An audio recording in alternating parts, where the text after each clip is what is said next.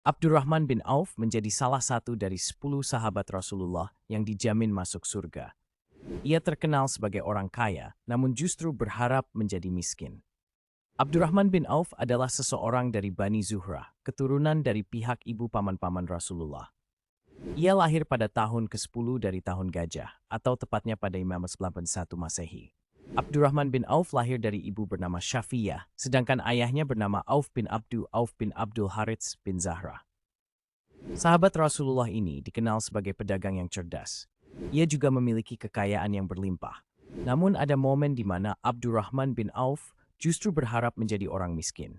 Abdurrahman bin Auf menjadi orang ke-8 yang memeluk Islam. Ia diislamkan oleh Abu Bakar Ash-Shiddiq 2 hari setelah Abu Bakar masuk Islam. Sebelum masuk Islam, ia dikenal dengan nama Abdu Amr. Kemudian oleh Rasulullah, namanya diminta berganti menjadi Abdurrahman bin Auf. Semasa hidupnya, Abdurrahman bin Auf dikenal sebagai orang yang cerdas. Dalam kesehariannya, ia beraktivitas sebagai pedagang sukses. Dari hasil berdagang ini, Abdurrahman bin Auf dapat mengumpulkan pundi-pundi harta. Namun dengan kekayaannya yang dimiliki, dia justru menangis karena khawatir akan masuk surga paling terakhir. Suatu ketika Rasulullah berkata, Abdurrahman bin Auf akan masuk surga terakhir karena terlalu kaya sehingga dihisapnya paling lama.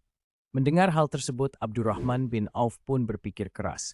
Bagaimana caranya agar ia kembali menjadi miskin supaya dapat memasuki surga lebih awal, tuturnya. Agar jatuh miskin, Abdurrahman bin Auf pernah menyedekahkan separuh hartanya pada zaman Nabi. Setelah itu, ia bersedekah lagi sebanyak 40.000 dinar, yang kebanyakan harta bendanya diperoleh dari hasil perdagangan. Suatu hari, ada salah satu kaum Ansyar bernama Sa'ad yang terkenal dengan kekayaannya di Madinah, menawarkan harta pada Abdurrahman bin Auf. Akan tetapi, saat itu penawaran ditolak, dan dia malah bertanya lokasi pasar yang ada di Madinah saat itu. Setelah dicari tahu, ternyata harga sewa pasar di Madinah sangat mahal. Banyak orang-orang yang ingin berdagang, namun tidak ada modal besar untuk menyewa tempat. Dengan peluang dan inisiatifnya, Abdurrahman bin Auf membeli tanah itu dan menjadikannya sebagai kafling-kafling pasar. Sesaat tanah tersebut dibeli, ia pun segera membagi tanah menjadi beberapa bagian dengan ukuran yang sama besarnya. Abdurrahman kemudian mempersilahkan siapapun untuk berdagang di atas tanah tersebut tanpa dikenakan biaya sewa. Abdurrahman bin Auf pernah memberikan 200 ukiah emas, 1 ukiah setara dengan kurang lebih 31 gram, untuk memenuhi kebutuhan logistik selama Perang Tabuk.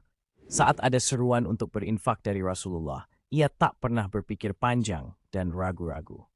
Begitupun saat Perang Badar yang jumlahnya mencapai 100 orang, dia memberikan santunan 400 dinar kepada masing-masing veteran.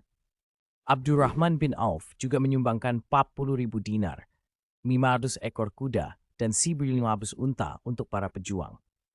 Tidak hanya itu, dia juga pernah bersedekah dengan membeli kurma yang hampir busuk dari para sahabat di Madinah. Semua pedagang pun sontak gembira karena kurma mereka bisa dijual. Begitupun Abdurrahman bin Auf yang senang dan berharap akan jatuh miskin. Namun tiba-tiba ada seseorang yang datang dan mengaku berasal dari utusan Yaman. Dia memberitakan bahwa di negerinya sedang terkena wabah penyakit menular, sehingga rajanya mengutus dirinya untuk mencari kurma busuk. Menurutnya, kurma busuk adalah salah satu obat yang bisa menyembuhkan dari penyakit menular itu. Akhirnya, utusan Raja Yaman tersebut memborong semua kurma milik Abdurrahman bin Auf dengan harga 10 kali lipat dari harga kurma biasa. Keberhasilannya dalam bisnis membuatnya dijuluki sebagai tangan emas, karena apapun yang dikerjakan selalu sukses dan membuahkan hasil yang besar. Di saat Abdurrahman bin Auf merelakan semua hartanya agar jatuh miskin, saat itu pula Allah memberikan limpahan harta berkali-kali lipat untuknya. Abdurrahman bin Auf meninggal di usia 22 tahun dan masuk dalam tahun 10 surga.